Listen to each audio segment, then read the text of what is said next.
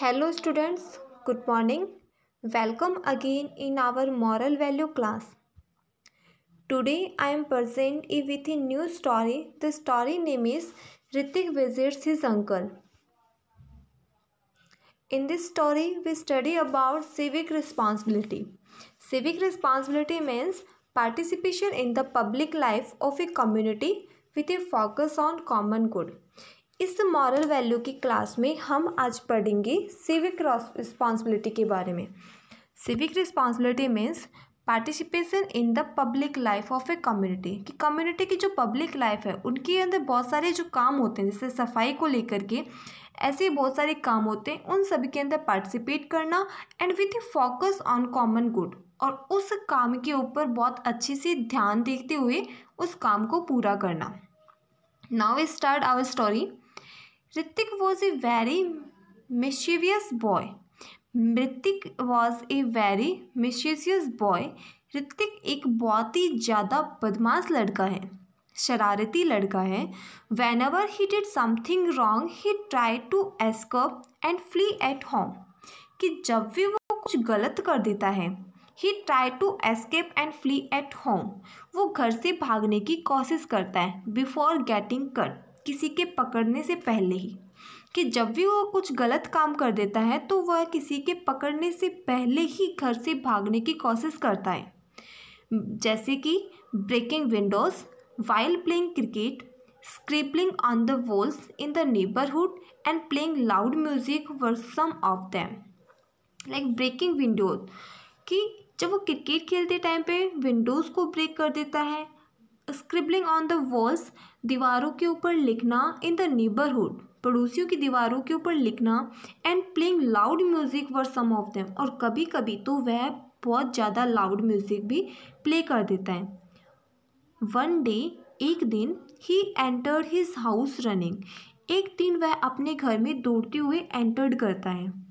This स्टार्टलेड his father, इसको दौड़ता हुआ आना देखकर उसके फादर जो वे स्टार्टलेड हो जाते हैं, चौकन्ने हो जाते हैं, चौंक जाते हैं।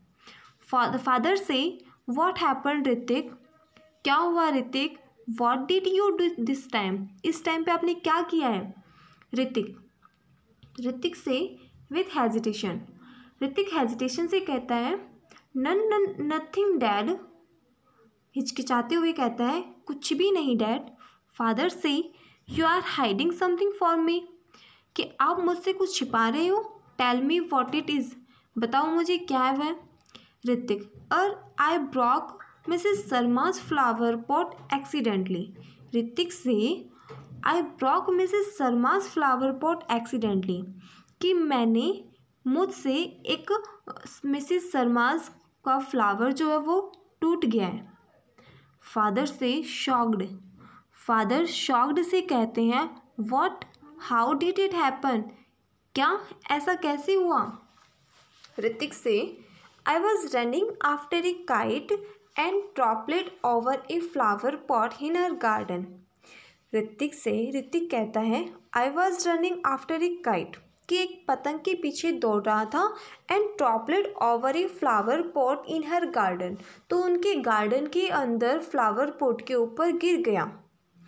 फादर विथ फेरिसली, फादर जो है वो फेरिसली से कहते हैं, गुस्से से कहते हैं oh now she would we be coming here to complain, अच्छा इसीलिए वो यहाँ पे अब आपकी कंप्लेन करने के लिए आएंगे। Do you know every neighbour has complaint against you, तुम्हें पता है सभी नेबर आपकी कंप्लेन करते हैं। ऋतिक से विथ एशेम्ड, ऋतिक जो है वो शर्मिंदा होकर के कहता है sorry papa, I will not repeat this, मैं ऐसा फिर से नहीं करूँगा। Please save me this time, please मुझे इस टाइम पे बचा लो। फादर से विथ वार्निंग, फादर उसे वार्न करते हैं alright okay let it be the last time, चलो ये आपका लास्ट टाइम है। Hrithik kept his finger crossed the whole day and dozed off to sleep. Hrithik kept his fingers crossed the whole day, पूरे दिन ऋतिक ने अपने फिंगर्स को क्रॉस्ड किया। जैसे कि हम भी क्या करते हैं, जब भी हमें डर लगता है तो हम हमारे फिंगर्स को क्रॉस कर लेते हैं और प्रेस करते हैं, और प्रेस करते करते फिर सो भी जाते हैं। After sleep he had nightmares of Mrs Sharma's blaming him. फिर वो क्या करता है, रात में सपने लेता है। नाइटमेयर्स मतलब होता है बुरे सपने। रात को उसे बुरे सपने आते हैं, किसके, मिसेस शर्मा के। Blaming him for the trouble he had caused. उसे बुरे सपने आते हैं रात को, किसके लिए, मिसेस शर्माज ब्लेमिंग, कि उसकी मिसेस शर्माज उन्हें ब्लेम कर रही है, किसके लिए, ट्रबल ही हैड कोज्ड, कि उन्होंने उनका जो फ्लावर पॉट तोड़ दिया उसके लिए उसे ब्लेम कर रही है। Fortunately Mrs Sharma's did not turn up at their house. Fortunately, Mrs. Sharmas did not turn up at their houses. फिर उन जो मिसेस शर्मा है वो उनके घर नहीं आती हैं। The next morning, Hrithik and his father decided to go to his uncle's house. The next morning को Hrithik and his father decided, Hrithik और उसके फादर डिसाइड करते हैं to go to his uncle's house, कि वो अपने अंकल के घर जाएंगे। They boarded a bus that went to his uncle's place. वो एक बस को पकड़ लेते हैं that went to his uncle's place, जो कहाँ जाएगी, उनके अंकल के घर तक जाएगी, उनके अंकल के घर तक जाएगी। Hrithik spotted two empty seats from a distance. वो देखता है, Hrithik spotted two empty seats from a distance. बस के अंदर ऋतिक ने 2 खाली सीट्स देखी from a distance. Hrithik excited, Hrithik खुश हुआ और खुश होकर के एक्साइटेड होकर के कहता है, लुक एम्प्टी सीट्स, देखिए खाली सीट पड़ी है। He rush to occupy them. Father let's seat, चलो बैठो। They reached the seats but were shocked, जब वो सीट के पास पहुँचे बट वेर शॉक्ड, वो शॉक्ड हो गए टू सी, देखकर, देयर हॉरिबल कंडीशन, उन सीट्स की गंदी कंडीशन को देख कर के वे क्या हो गए, शॉक्ड हो गए। Ritik disappointed, this seats are torn, Ritik कहता है इशारा करते हुए, दिस सीट्स आर टॉर्न, ये सीट तो फटी हुई हैं। टॉर्न का मीन्स होता है फटा हुआ। This seats are torn, even the windows are broken, और यहाँ की जो विंडो है वो भी टूटी हुई है। फादर से some people are so irresponsible, कि कुछ पीपल होते हैं जो बिल्कुल भी जिम्मेदार नहीं होते हैं।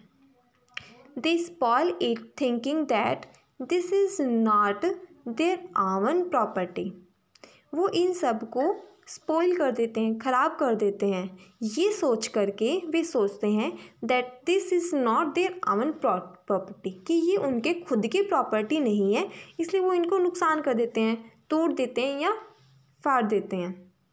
कंडक्टर से एक group of youngsters did it, कि एक यंगस्टर्स का ग्रुप था। Most of the seats are like that, mostly सारी सीट ऐसी ही हैं। प्लीज सिट डाउन, इसी पे बैठ जाओ। They reached their destination after an hour, 1 हार के बाद में वह अपने अंकल के स्टेशन पे पहुंच जाते हैं, जहाँ पे उन्हें जाना था, अपने डेस्टिनेशन पे पहुंच जाते हैं। Hrithik and his father go down from the bus, Hrithik और उनके फादर बस से नीचे उतरते हैं। The sign boards were broken, वहाँ का जो साइन बोर्ड्स हैं जहाँ पे लिखा होता है कि हमें कौन सी डायरेक्शन में जाना है,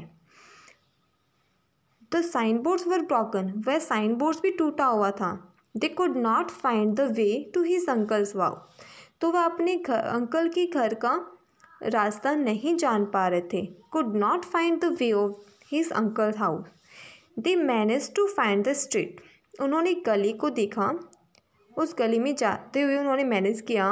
Hrithik observe that the walls in the street were full of graffiti, Hrithik observe करता है, देखता है, the wall of in the street, गली के अंदर जो वॉल्स हैं, दीवारें हैं, वर फुल ऑफ ग्राफिटी, वो सारी की सारी ख़राब हो चुके हैं, एक तरह से ग्राफिटी दिखाई दे रही है, यानी कि उनके ऊपर बहुत सारे डायग्राम्स ड्रॉ किए हुए हैं या फिर किसी ने स्क्रैबलिंग कर रखी है, किसी ने किसी चीज़ को ऐसे पत्थर को या चौक को इन सबको घसीट रखा है, ग्राफिटी कर रखी है।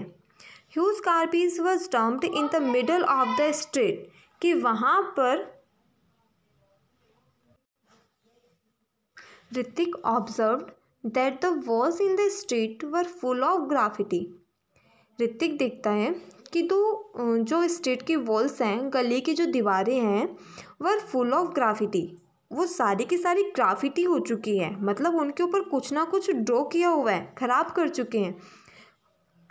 Huge garbage was dumped in the middle of the street, गली के बीच के अंदर भी कचरा भरा हुआ है। Hrithik and his father covered their nose to avoid the foul smell. Hrithik and his father covered their noses, Hrithik और फादर अपने नाक को कवर करते हैं। अवॉइड द फोल स्मेल, वहाँ पे ऋतिक देखता है कि जो स्ट्रीट की वॉल्स हैं, गली की जो दीवारें हैं, वर फुल ऑफ ग्राफिटी, वो सारी की सारी ग्राफिटी हो चुकी है, मतलब उनके ऊपर कुछ ना कुछ ड्रॉ किया हुआ है, ख़राब कर चुके हैं। Huge garbage was dumped in the middle of the street, गली के बीच के अंदर भी कचरा भरा हुआ है। Hrithik and his father covered their nose to avoid the foul smell. Hrithik and his father covered their noses, Hrithik और फादर अपने नाक को कवर करते हैं। अवॉइड द फोल स्मेल, वहाँ पे जो गंदी स्मेल आ रही थी उसे अवॉइड करने के लिए उन्होंने अपने नोज़ को कवर किया।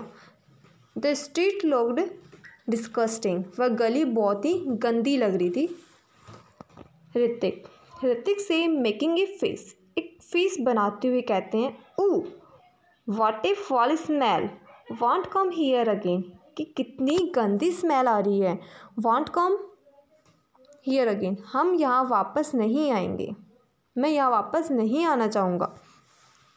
फादर से, relax Hrithik, don't say it in front of your uncle, आप ऐसा अंकल के सामने मत कहना। Hrithik's uncle open the door, welcome them, he was delighted to see them. Hrithik के जो अंकल हैं वो दरवाज़ा खोलते हैं। He was delighted to see them, वो उन्हें देख करके खुश हो जाते हैं। ऋतिक से, smiling out of courtesy, hello uncle, उसने अपनी क्यूट सी स्माइल देती हुई कहा हेलो अंकल, पोलाइटी से कहा hello uncle. Uncle thrilled, hey I had been waiting for you, uncle कहते हैं I had been waiting for you, मैं आप ही का इंतजार कर रहा था। I am so happy to see you here, मैं आपको यहाँ देख करके बहुत खुश हुआ हूँ। They enter the house, Hrithik और ऋतिक के फादर घर में एंटर करते हैं।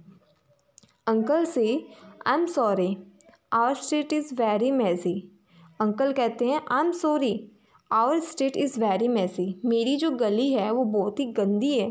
People here are so irresponsible, यहाँ के जो पीपल हैं वो बहुत ज़्यादा इरिस्पॉन्सिबल हैं। दे थिंक दैट, वो सोचते हैं the whole world is a garbage dump except for their own house, कि वो ये सोचते हैं कि मेरे घर को छोड़ करके बाकी का जो भी जगह है वो सारे गार्बेज डंप ही है, वहाँ पे सब जगह कचरा डालने की जगह है। The children think that walls are whose canvas, बच्चे जो हैं वही सोचते हैं कि वॉल्स जो है वो वॉल्स के ऊपर भी हर कुछ लिखते रहते हैं। The children thinks that walls are a huge canvas, वो भी वॉल्स को एक कैनवास समझ, उसने अपने पास्ट में जितना भी कुछ किया है उसे रियलाइज़ करता है। He felt that he also had been irresponsible for the mess in the city. He felt that, वह फील कर एक चेंजेस ला करके, एक नया बिहेवियर ला करके अपनी लाइफ को स्टार्ट करेगा। As his uncle went inside to get snacks, Hrithik whispered to his father. As his uncle went inside to get snacks, उनके अंकल जो हैं वो थोड़ा स्नैक्स लेने के लिए गए। Hrithik whisper to his father, वह अपने फादर को कहता है, अपने फादर को प्रॉमिस देता है।